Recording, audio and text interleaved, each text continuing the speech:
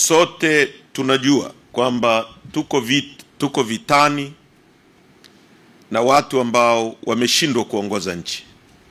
Hawakubaliki, hawaaminiki, wanaiba rasilimali za nchi, wamefanya Watanzania kuwa maskini, hawana ubunifu, kuna ufisadi mkubwa unaendelea kwenye nchi yetu, watu wanakufa, hawana madawa.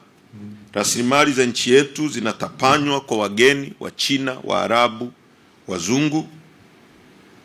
Na njia pekee ya watu kujipatia uongozi utakaowajibika kwao ni kwa njia ya kura, ambayo kiongozi yoyote atakayechaguliwa atajua kwamba kuna watu wako juu yake na watamwajibisha asipotimiza yale wanayokubaliana.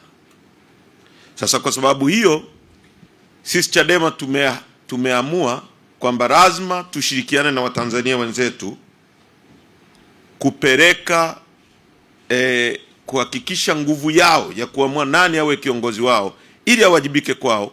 Lazima tushirikiane nao kuirudisha, kwa sababu at least tangu mwaka 2019 kumekuwepo na mambo mengi tangu uwepo wa vyama vingi, lakini baada ya mwaka 2019 kura haithaminiki tena.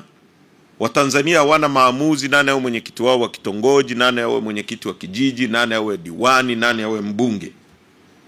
Sasa baada ya Chadema kutafakari haya kwenye vikao vingi vilivyopita, tukaja na agenda ya no reforms, no election. Na huo ndio msimamo wetu tuliposimamia, ndipo takaposimamia, kwa sababu ni maazimio ya vikao halali vya chama chetu. Sasa hiki kitu kimewafanya watawala wamekuwa paranoid, wamechanganyikiwa.